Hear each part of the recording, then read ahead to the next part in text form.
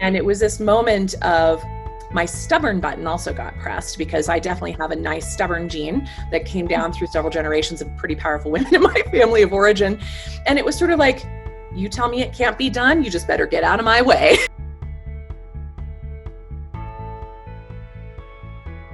Right, well, thank you, Dr. Nasha, for spending some time with us.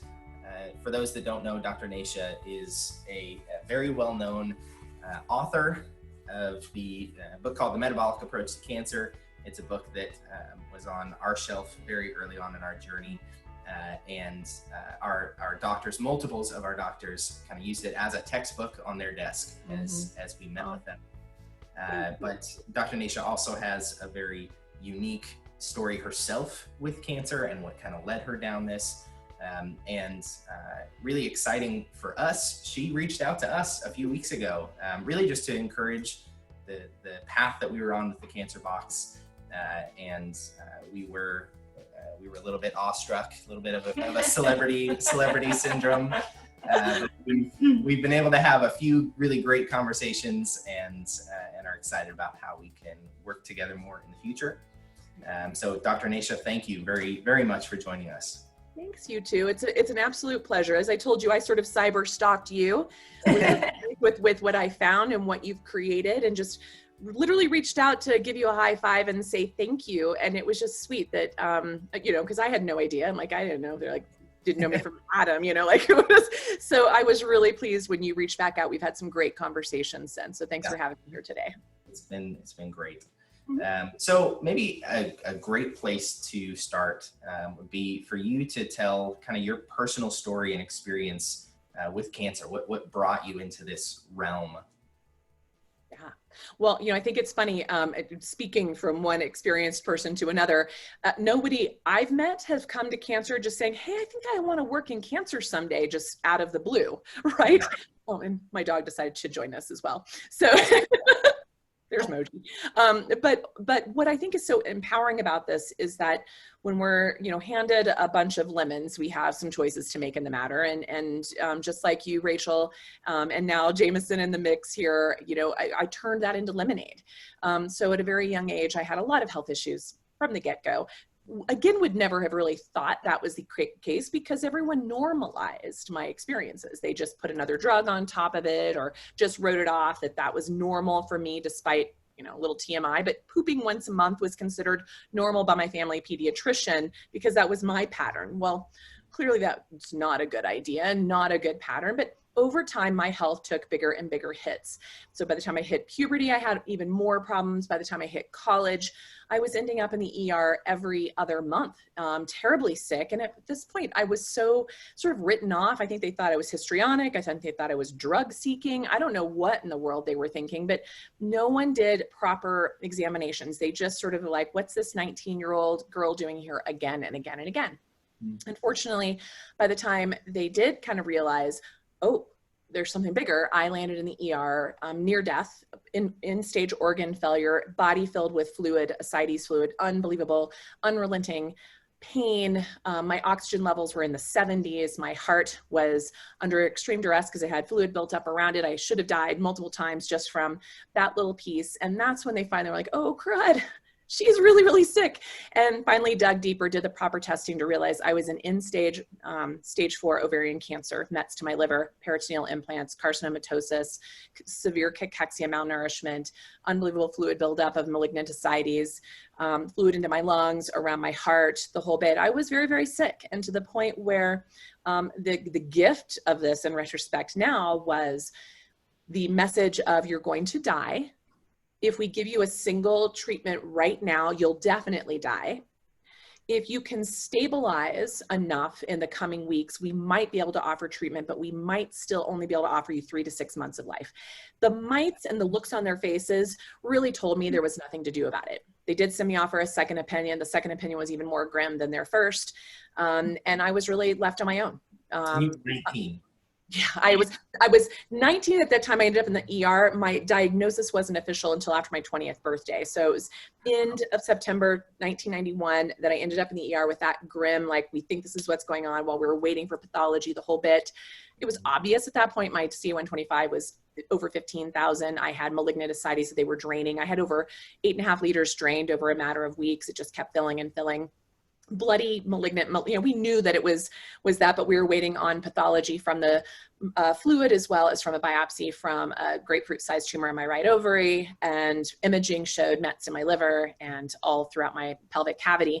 So it was pretty grim, and they didn't think I could even survive surgery because my heart had been very damaged by the fluid buildup. My electrolytes were off, my kidneys were in failure.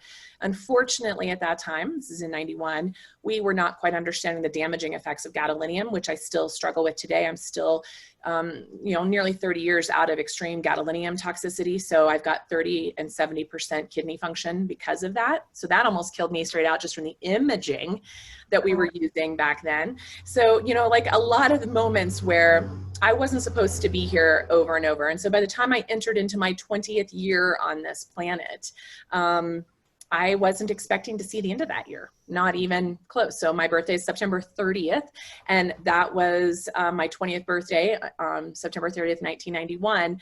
They thought I wouldn't see New Year's. So, yeah. So take I know. us to that is a shocking story. Take us to the moments after. I mean, we've talked about, where we were in that first week of the diagnosis. Where were you mentally, emotionally, and then what were your first steps? It's interesting. Up until that moment, I had come from quite a traumatic upbringing. Lots of poverty, abuse of every kind you can imagine, addictions, all kinds of experiences that just left me a bit jaded in the world, and frankly without a compass, and frankly without any hope of survival and desire to survive. In fact, I tried to take my life over the years, more I think as sort of angsty teenager. I don't know how serious I was when I look back at it. I will tell you I was pretty bleak and dark in several moments in my life. And at that moment, with a diagnosis that said you will not live, something extraordinary happened inside of me. This sort of lack, kind of complacency and sort of of who I was and where I was going in my life, and just sort of feeling like no way out. It was like a pilot light was lit. And it was this moment of my stubborn button also got pressed, because I definitely have a nice stubborn gene that came down through several generations of pretty powerful women in my family of origin. And it was sort of like, you tell me it can't be done, you just better get out of my way. So defiance. Right? Defiance was a very powerful tool for me at that time. Anger was a very powerful tool. In Chinese medicine, anger is the will to become. And I think for me, I had been so stuck of just lack of anything, of will, of anything, that I just felt completely lost. It was like something just said, do it, just get on it. The Nike emblem, emblazoned through my head. So that actually sent me, after the second opinion, within a few days of getting out of the hospital, I went to the library, because she basically said, you're uninsured, you have, all these things aren't going to work for you, you're too sick to even get the treatment. I'm afraid with your kidney function, this will, because it was the typical treatment for this was carboplatin, a platin drug, and a taxane. But because carboplatin is so nephrotoxic, they were afraid it would just kill me outright. And they said, really giving you the Taxotere would not be helpful by itself. And so that was the options at that point in time. So I went to the library thinking, well, if I'm going to go, I want to understand why. I want to understand what brought me to this point. So much like you, Rachel, curiosity is what got invoked here as well, of I want to understand what led to this moment. Now I can look back and be like, of course, but you don't know that in the moment, right? You just don't. It's the forest for the trees, right? But the book that jumped off, almost literally off the shelf for me, was Deepak Chopra's Quantum Healing. Now, I'm a girl from Kansas, where, Christianity, New Age concepts did not have room really where I grew up. And so at first I was like, what am I reading here? But it was all in the scientific methodology, which I was definitely a scientist. I was pre-med, I was very interested. It spoke to me so much on the physics level, on these understandings of basically this paradigm, this quantum shift that can happen and in a moment. And I sat down on the floor and read that book in 2 hours. And it literally shifted my entire thinking process, which then only fueled the curiosity more, which only fueled me getting like I got the Jameson gene of the researcher. Okay. So I had the stubborn gene and the curiosity gene and the researcher gene all came together beautifully and suddenly gave me purpose. And the purpose was to figure out why. I never expected to live. And here we are nearly 30 years later, and I'm still figuring out the why, not just for myself, but for tens of thousands of other patients I've had the absolute privilege to support in this journey. That's beautiful. Yeah. Boom. That's very cool. So where do you feel like, because I would not describe you as an angry person today. Hey, I am a redhead, and you might talk to my husband about my moment. That's true. We haven't experienced Hasn't come through yet. Yeah. Oh, good. You've got a little one with that. Careful. Fire. We have fiery temperaments. We're very pitta in Ayurvedic medicine. We're very fiery, livery in Chinese medicine. You know, we definitely have that, but it's also our movement. You know, when I think of anger today, I don't look at it as a negative. I now understand it as like a creation of boundaries, of which I had none back then, a direction, a will.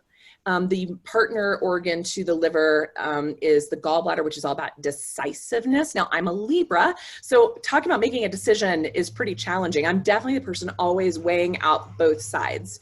And sometimes that gets me in trouble, like I can't quite make a decision. But that willfulness and that decision-making process of some of my patterns in my body and my physiology allow me to cut through and get clear of what I need to do for the next step for whatever it is. So instead of just like taking it all on, like, you know, a lot of people do, I took it step by step. I tried this thing on, didn't work, move on. Okay, tried this. Well, that kind of worked. That was interesting. Okay. That was how it became for me, of trying things at different times over the years. And I recognize what works for me doesn't work for others. Maybe things that worked for others didn't work for me.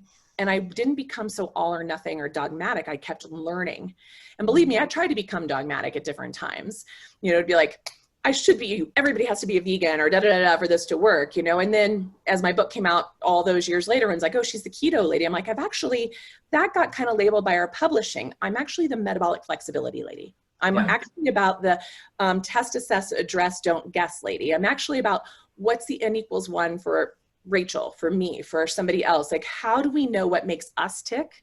And how do we change course? And that's what fascinates me. And that's what still drives the way I think, the way I practice, the way I teach, the way I write, the way I hope to build a hospital. All of these pieces is informed by that ongoing learning of each and every individual as they are in that moment, with the ability to adapt and pivot as needed along the journey. That's great. Yeah. So what brought you into the, from the I am fighting cancer personally into the I am helping others in this journey? What did that look like, that transition? Well, it's funny. The other part of my story that is really hard for people to grok with, I think, is that I was also in that first 2 years after my diagnosis, I put myself on a family. Okay. And what I mean by that is that because of the trauma and the place I came from, there was something very intuitive for me. I mean, I graduated high school and a week later moved to another state. I mean, that should be a clue. And then a year after that, you know, just over a year after that, diagnosed with terminal cancer, something in me knew to get out of that, of the soil that was making me sick on that level, if that makes sense. It didn't quite gel yet until I did get sick, that, wow, this was part of my healing, was to stay out of that sort of toxic environment and to keep learning and exploring. And the people who are still in my family who've come back around in this, I mean, they understand now. There was many, many years. In fact, it wasn't until the death of somebody in my family of origin that some people started to really understand why I left the way I did, why I cut ties the way I did. You can't know it unless you're the person in it, right? So kind of a weird tangent for me to take you guys on there, but ultimately where this journey has taken me was to know that I had to change the soil in which I got sick in order to survive. And the pivoting moment for me when it shifted from being patient to being practitioner was, and this is part of my survival mechanism, I didn't want anybody to know I was dealing with cancer. I saw it as a weakness. I saw it as like a brand, like a really negative brand. So that's why it's interesting where I am today. I did not want anything to do with it. In fact, when I went to medical school, I thought I'm going to go to medical school just so I almost thought that medical school could be my shield around dying or getting sick again or staying sick, because I was still sick when I started medical school. But I did not want to be associated with that at all. In fact, I did not want to treat cancer patients. That was never going to be what I did. So my first week or first month in medical practice in 2001, or actually 2000, because it's a long story, but basically in 2000, my first sort of month in practice, a man comes in to see me for pain management. That's all I know on the schedule. His wife rolls him in a wheelchair. Side of his brain, his head is bulging out. It's very clear that he's dealing with a brain tumor. He's unable to talk. He's in so much pain, I can just see it written on his face. He's wearing diapers. He can't do anything. His family is like wiping drool off his face. It is very clear from the scans that the ventricles of his brain have closed. That means physiologically he should be dead right now, but he was days away from death at that point. He had unfortunately gone to a doctor who called himself a doctor that wasn't. We were in a state of unlicensed medicine at the time. She diagnosed him with a parasite and did major cleansings on him. He lost 52 pounds in 2 months, almost died of cachexia. That makes me want to just cry thinking about that part of the journey. And this person's still unfortunately out there doing things in the world today, which is unbelievably horrific in my opinion. But that being said, I realized what I was looking with. I knew I was just needing to support him for end of life care and for pain management. So acupuncture and homeopathy were the tools of my trade then.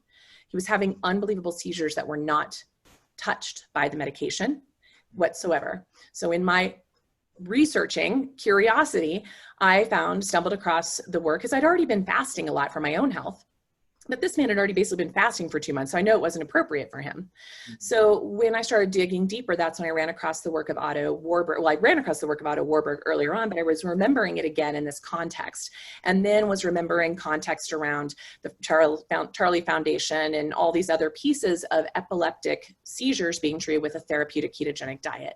Yep. So that fast forward, this man lived another 18 months. With an end stage. I mean, by the time he came to me, he'd already been diagnosed for 4 months, spent 2 months in the wrong treatment altogether, should have been dead at that point. Even on his subsequent scans after starting the ketogenic diet, the ventricles were still closed. I have no idea how he was pumping cerebral spinal fluid. Neither do his do people reading his radiography, but he did. And this man healed so much in those last few months of traumas from his childhood, of all pieces. It took us on this amazing journey. He took me on an amazing journey. And basically from that point forward, it was like the message got out into the universe that here's this one lonely doctor in a tiny mountain town that has some pretty good outcomes with cancer, my one patient, that suddenly the doors start getting knocked down with cancer patients. So by 2012, I still had a very full family practice and was still trying not to be like the cancer doctor. Mm-hmm. It became really clearly that I could not take care of my general family practice anymore because my cancer practice was so full and so big and thriving. So I let go of over 2,000 active quote unquote non-cancer patients to just focus on oncology, and could turn an entire career into just focusing on the patients coming to me from all over my community, my state, my country, and beyond. And that's where we are. Like a person who did not want it at all. What is that law of attraction thing? Like the more you resist, that was me. And so humbling to see this coming back in. And the piece of it is I have never treated cancer. That's what's so weird, right? I don't treat cancer. I don't treat cancer patients. I treat people who happen to have a cancer diagnosis, and I help them dig under, look under the hood and dig inside their little soil to see what's going on there and help them change what that cancer grew out of. That's amazing. Yeah, that resonates, I think, with us. I remember it was about a year ago. It was right around the diagnosis anniversary for Rachel that she had been cancer free for 8 months. So we only spent about 4 months, in an active identifying cancer state. But coming up on the anniversary, there's a lot of, I don't know, PTSD, things that you got to process through. Oh, yeah. Things come back and the Facebook memories start hitting you, and and the conversation we were having was like, where do we go from here? Because it feels like we could package this up in a nice little box and put it on a shelf and not think about cancer and not deal with cancer anymore because, outside of our own health, just like leave it there because it's traumatic and it's hard. Totally. Or we can double down and do the hard thing and stay involved and stay in that world. Yeah. With that conversation that bred the idea of the cancer box, right? It was that led us to, okay, if we doubled down, if we stayed in this, what would that look like? If this became, a point of ministry, a way to minister to others. Yeah. How can we utilize and help everything we've learned, the empathy that we have, the compassion, the understanding? It's like part of me honestly did want to box it up, put it on the shelf and forget that it ever happened, because it was such this whirlwind months of the diagnosis and then treatment and then remission. What? It was just crazy. So we felt very much called to use what we had learned though, and how can we help other cancer patients with this information. So that resonates, all that to say. Yeah. Well, and I think that's so amazing that you did, because it's funny, because I recognize that place, that let's box it up and put it away and not look at it, because I lived it for many, many years, many, many years, not just a few months. You guys were extraordinary to move through that. I hear over and over again, and you likely have run across this as well in your short experience with this, that people say, I just can't wait to get back to normal. Yeah. And I always talk, I'm like, whoa. Yeah. Wait, remember, normal is what brought you to this point. Yep. So that's the lesson that when the moment I realized, just like I heard you say, which I thought was so beautiful, because I tell this story all the time, we are cancer cells. They're always in us. There is no such thing of eradicating every last one. And if we go at that route, it will feel futile, and we will be hopeless, and we will be left disappointed and or shocked or something, along the way. Because it's not a linear process either. I mean, there are moments that it can bounce all over the place. Even my first 10 years, I was in and out of progression like you can't even imagine, and keeping that under wraps. I was afraid it was going to get me kicked out of medical school and out of clinical practices and other jobs I took on, because people would think, oh, she's dying, let's not hire her. It was a secret that I carried. Once I sort of let that secret out of the closet and started to understand that it is me and an expansion of me, and that I can utilize it and work with it as a maintenance disease process like you would anything else, suddenly it actually started breathing life into me in a different way. And it started connecting me with others in a different way. Just like you hit it at a much earlier, you were far more advanced than I in that process. And it's such a powerful thing to have been there, to say, I remember when I wanted to box it up and put it away, and did that for a long time. It's really incredible to bring people into the folds of that from the get-go. So they realize, wow, cancer diagnosis and the initial treatment is just the starting point. Yeah. I love Dr. Keith Block's book in Life Over Cancer. He talks about it feels like the hardest part of the journey is scaling Mount Everest, doing your surgery and your radiation, your chemo, or whatever hardcore integrative therapies or whatever it is you're doing. But once they're like, okay, ring the bell, you're done, you're at the top of the peak, you're kind of like, how do I get off this thing? And that's actually in the real world where most of our deaths happen, or recurrences or progressions catch you off guard. It's the navigating back down the hill into a whole new envisioned life and lifestyle that is the starting point of this journey. It's like you got out of trouble in the first 4 months. It just bought you some time, room. Now the real work starts. So I'm curious, I'm going to kind of pass that question back to you. How did that shift? Or did you have that awareness of wow, now the real work begins at the end of the 4 months? Or is that still kind of evolving for you? It's still where we're at right now. Yeah. I think, so Dr. Chen is our traditional oncologist we were working with. And, one of the things he said was, we can't see the cancer now, and for us, that was like, oh, we're cancer free. Like that's where your brain goes, right? And he tempered that. And I think it was hard to hear, but I think it was helpful to have that tempered as this is management, right? We're in this state, and it is exciting. He was surprised even at the results that we had 4 got. months. That's incredible. It was very quick. But it's like, as humans, I think a lot of times we want it to be black and white. I'm either healthy or I'm unhealthy. I have cancer or I don't have cancer. And it's like, realizing that it isn't that way is hard, but definitely manageable. And that's why I think the tools that we want to provide in the cancer box is all about that maintenance life. There's our tagline for you. So all about that maintenance life. Yeah. But I think it really is a process of mourning the life that will never be. And at the same time, like accepting and being excited about the life that you wouldn't have had without the cancer. And I think that's the balance for us. Yeah, like you said a minute ago, is connecting with people you might not have connected with before. Yeah. And remembering, I think for us, what made it an easier decision to stay in the cancer world was remembering for us the people that we met with, who we only met with because they had made that decision.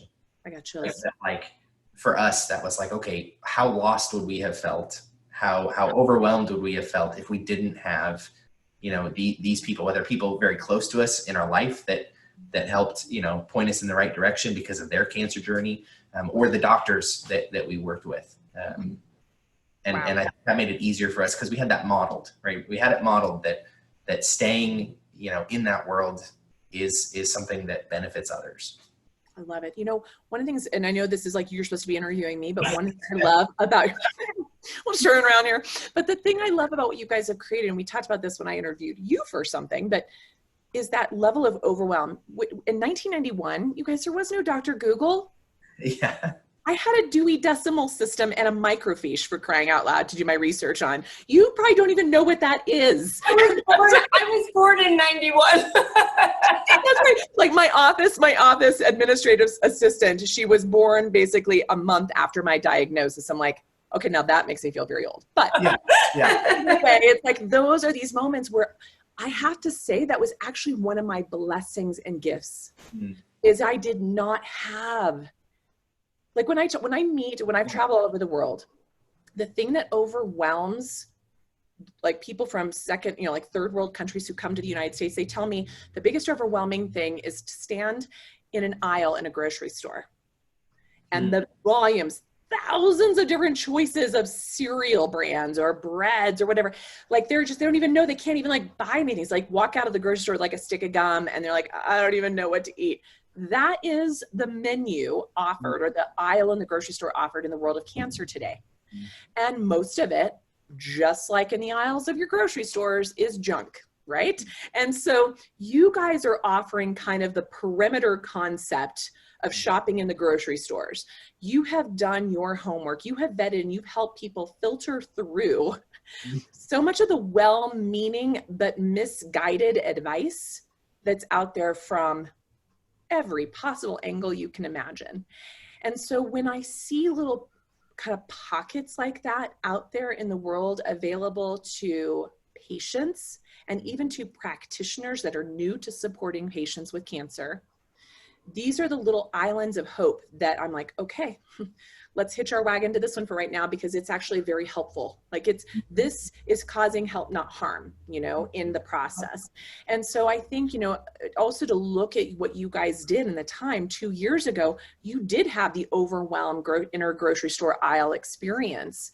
And that because of the power of the two of you and just the way your own brains and your own systems and your own communities worked, you were sort of filtered through that eye of the needle and got to a pretty good first go of a really power team that brought you to this position. Most people won't have that their first go. Most people, by the time they find somebody like me, they're really in trouble because they've done, quote unquote, what everyone said they should do with standard of care to start, without any exploration of what lies around that.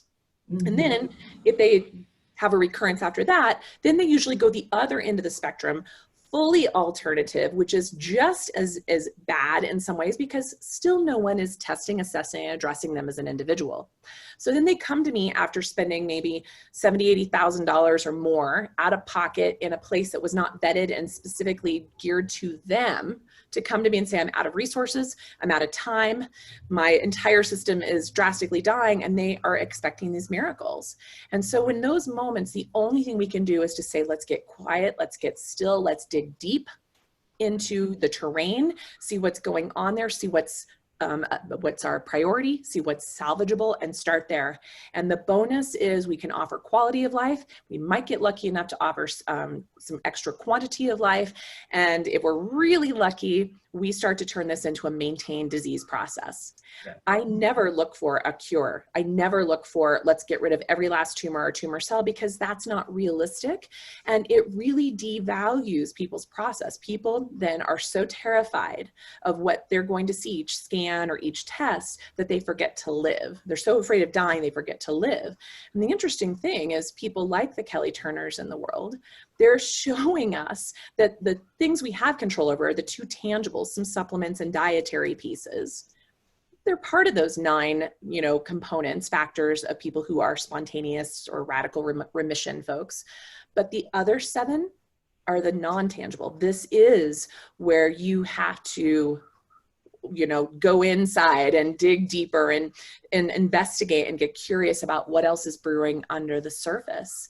And that's what I think is extraordinary to me of where you guys are this early on in your stage, and even what you're starting to include in the box. It's like, yep, here's some tangibles, that's every month, but we're also going to start to expose you to the other pieces that take you much further along the journey. Mm-hmm. Yeah, that's great. Yeah. So if we transition to very practical now, for someone who has just gotten a cancer diagnosis, yep. What would be your recommendation of the first 3 things for them to do?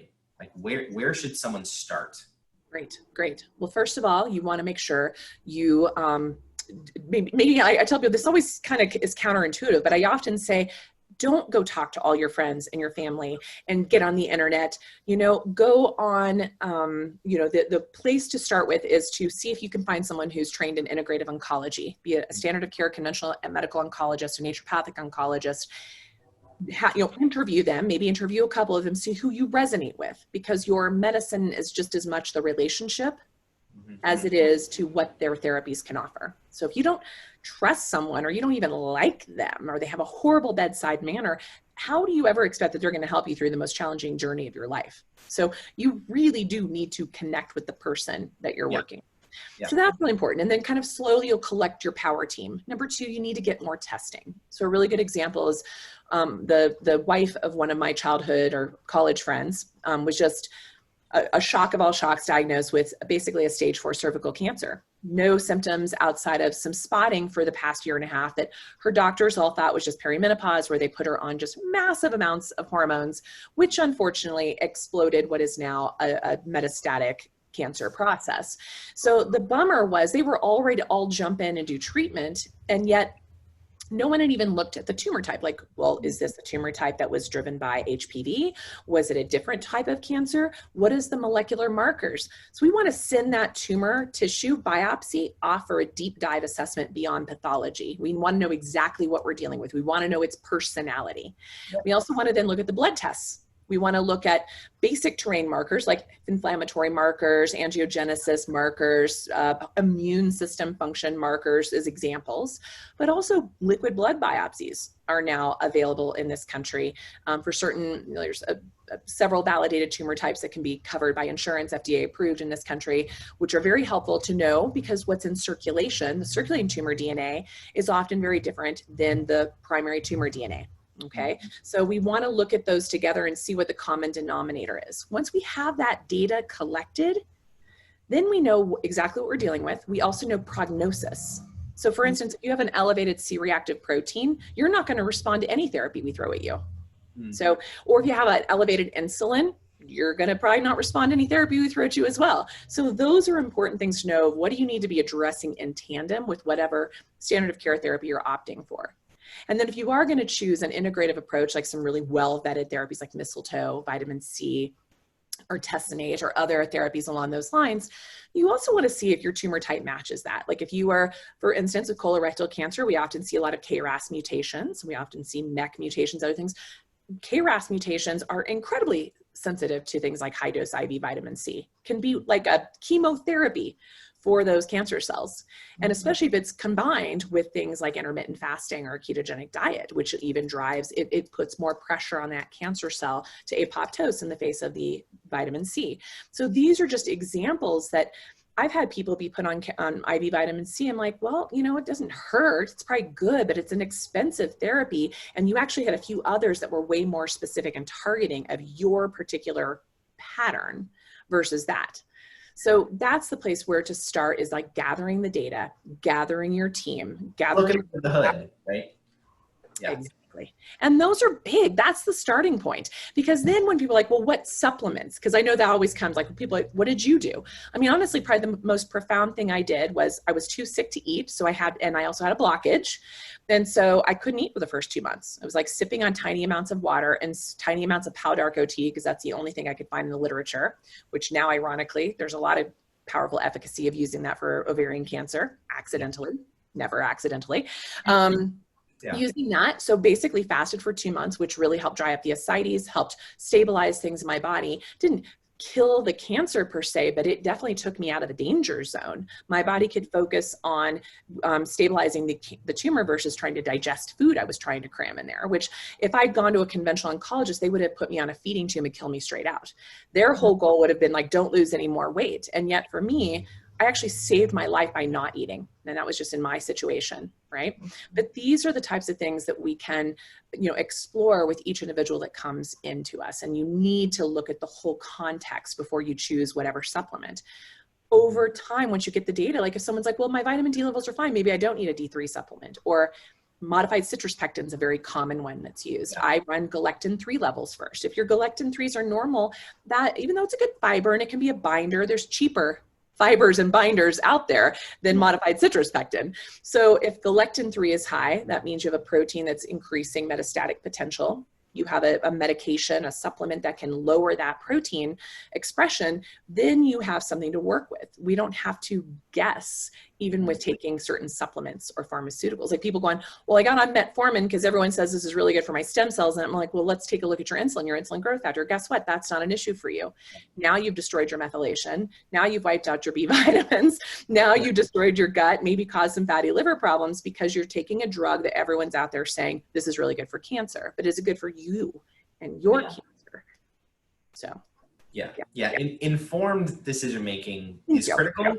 And so hard because of the noise, right? It's the grocery store aspect of like, I don't even know where to start. You can find whatever opinion you want. You can find, 15 different blogs talking about your side of that opinion.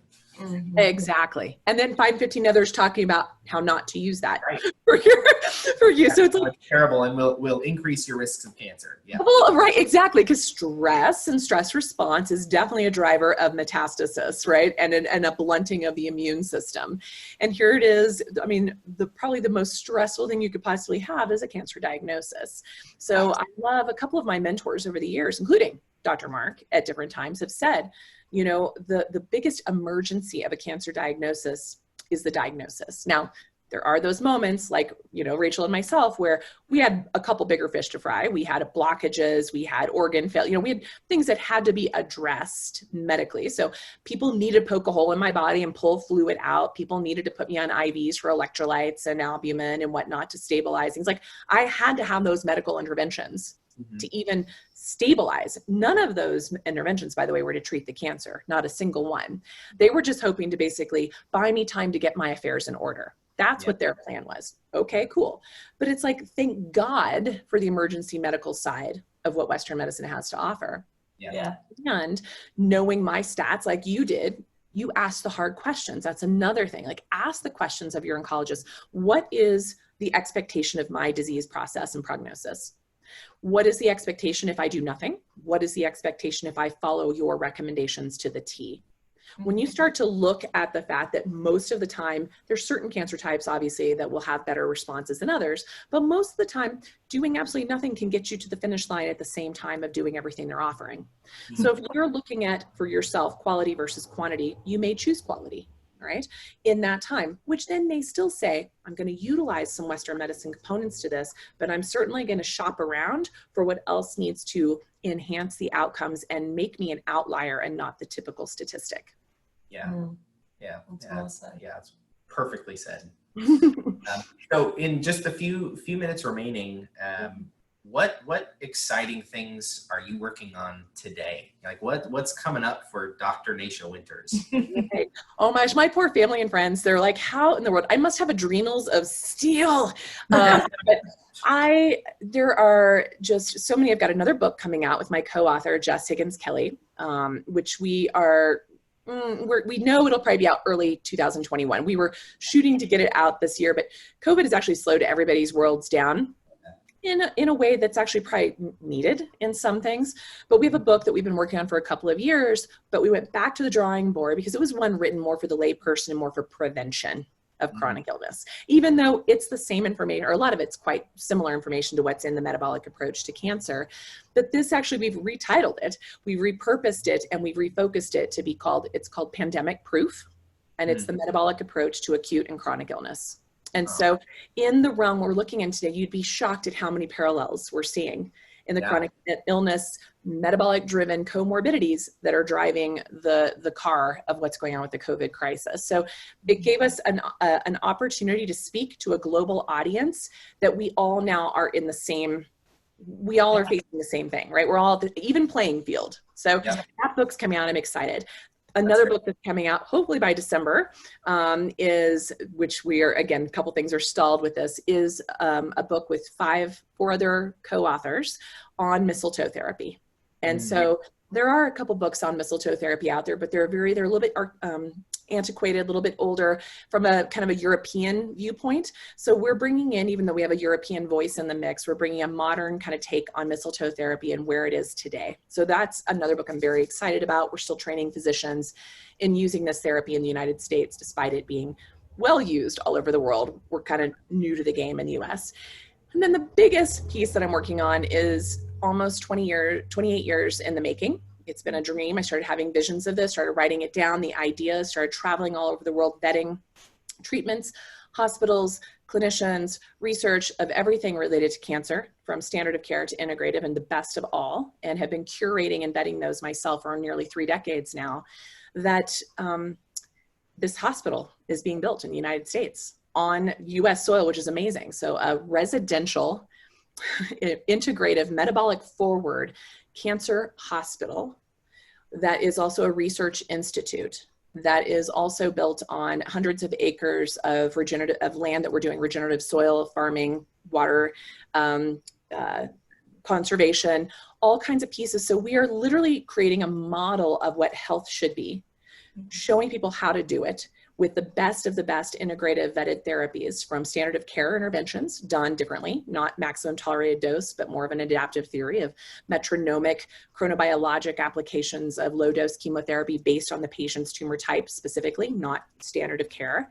And then using things like super low dose proton radiation or carbon ion radiation, which actually on a low dose, when done with hyperthermia, can actually have a very abscopal immune effect. So it can act like an immune therapy without side effects of a lot of the immune therapies. So things like that of how we're repurposing Western medicine, including timing and placement of off-label drugs. I know that Dr. Chen is very interested in utilizing some of those in his practice as well, but based again on the patient, not what you're reading in a book or on a website that's out there. So because you can cause harm, these are still drugs that have terrible side effects. And so bringing all of these in under one roof, especially as the FDA is clipping away at our access to things like artesunate and IV curcumin and other compounded nutrients and supplements that are very powerful in the cancer model, that is unfortunately making our patients have to leave the borders of the United States to get good cancer care. And that is not okay, especially when so many of us don't have passports or are too ill to travel. And so having something relatively centrally located where people can come and spend several weeks getting a deep dive into their terrain, a full assessment, and a full vetted plan based on them at that moment to start there and then take home to our trained physicians, wherever that may be around the country and around the world. So beautiful. That's awesome. Yeah, I mean, we considered heading out of the country pretty early on. We're about 5 hours from Canada. Yeah. For hypothermia in particular. Exactly. Yeah. Very powerful therapy. Very powerful therapy that we have a few centers that offer some form of hyperthermia in this country, but it's not the same form that's being offered in Southeast Asia and Europe or Canada, right? Yeah. And so it's very interesting that the therapies I was trained on are incredibly impactful and yet are illegal in this country. So we're bringing them in under research arms instead. Okay. Yeah. Very cool. That is very exciting. Thanks. I feel it. I mean, my gosh, it's a long time coming. Whew. Yeah. Here we go. Yeah. So in particular, your current book is available wherever books are sold, right? Yeah. Amazon's probably a great place to get a hold of that. Yeah. There's also an Audible version that I've listened to good. 1.5 times. Nice. Thank you. I appreciate that. Refreshing on the information. The hospital that you're talking about, where can someone, if they want to either learn about it or get involved in some way, how can they do that? So check out the Believe Big Institute of Health, or BBIH.org. We are currently under the umbrella of the BelieveBig.org organization that is funding the clinical trial in mistletoe at Johns Hopkins. We're a subsidiary of them, and we're working on our own 501(c) to branch off, but currently we're underneath them. So we are definitely starting our capital campaign. We're definitely starting our donation process of this. Now, the hospital will be both for-profit and not-for-profit. There'll be lots of different arms on the hospital property that will be for-profit, but really we're trying to gear the care under a not-for-profit arm so that we can, like you, help people who would otherwise not have the resources to get the types of therapies that are often required to save your life in one place. So that there's a little video about that. There's a little one-pager about the hospital as well. So if you happen to be a billionaire philanthropist listening to this conversation, you want to check us out. Reach out. In many different ways, but we are now finally to the point where we can actually start talking capital campaigns to build this. We are pretty settled on the region. We are back and forth on a piece of property right now on the land, which we do need to secure financials to pay for up front. But that's in Southern Arizona. We're choosing that because it's a very liberal state for medical licensing. It's also at a very good elevation. It has a great year-round living, growing season because we'll be raising all the food for our hospital as well. Although we're starting with the relationships we've cultivated already with local ranchers, orchardists, farmers, et cetera, in the region. We're building everything as absolutely as green and as possible. We have a biological a building biologist on staff because we're going to be completely hardwired, EMF-free, white zone. We're taking in all the components into what's different today that's exploding our cancer diagnoses. And we're taking that into account of even the way we're building the hospital and farming the land in which the hospital lives and relating to the community that we're serving and bringing thousands of jobs to an otherwise economically depressed region of the country and really changing the cancer conversation while also partnering with a lot of the universities in that area that are very open to integrative medicine. There's naturopathic medical schools there's ASU, U of A, there's 2 DO schools, and there's even an integrative medicine department at U of A that teaches physicians postdoctorally integrative medicine. So we are in a very warm environment that is very supportive of taking an approach like this. We're also in a state that has one of the, every year they build hospitals left and right because it has such a snowbird population. It's a destination state. It's got good temperature. So when you're dealing with a hardcore end-stage cancer, you're cold. You're really yucky. I know everyone's like, oh, and it's like to be, I mean, I love my state of Colorado, but in my town, the elevation was very hard. I couldn't have traveled to me when I was sick with ascites and pleural effusions. The elevation was very hard on my low blood counts. You know, the cold was just creeping into my body and just unbelievable. It increased my pain exponentially. So every thought of where and why this had to be has been building inside of me for nearly 3 decades. That's so amazing to watch you just see the vision of what needs to be and set the goal, and just like, this is what people need to be doing, and that your hospital is going to be modeling that. All of it is, I know, I'm getting excited. And it's going to be a retreat. So it's also a destination. So we'll have a conference center that can house up to 500 people. So we want to have medical conferences there, because I travel all over the world to go to medical conferences, and all of them make me sick. Like the mold, the bad lighting, the bad air, the bad food, the travel to and from. Like, I look forward to going to a cancer, like to any kind of medical conference where my health actually improves while I'm there, right? Or that patients can come for, we'll have different workshops and activities and cooking classes. And I mean, there's so much happening on this campus that it is a unit, like I think of it as a university research institute as well as residential treatment center. Yep. That's fantastic. Just bring the conferences to you. Exactly. Well, that's very exciting. Wow. Well, Dr. Nasha, thank you so much for spending this time with us. It's truly inspiring. Really. Yeah, we're very excited for how we're going to be able to work together moving forward on Cancer Box things, and any way that we can help with Believe Big and the Institute. We're very excited for that. Thanks, you guys. And back at you, I know that there's what's really powerful to me in the last 28, 29 years of me on this journey for myself is the things that have changed in the last 3 to 5 years. I never thought I'd live to see. Yeah. And so I have this unbelievable, yet I still persevered. I still kept pushing forward. So now in the last couple of years, especially as we're finding each other, we're kind of pulling together our like-minded colleagues, be it from standard of care. I mean, you cannot even believe how many conventional oncologists are knocking down my door right now to take my next course in September. That is so exciting to me.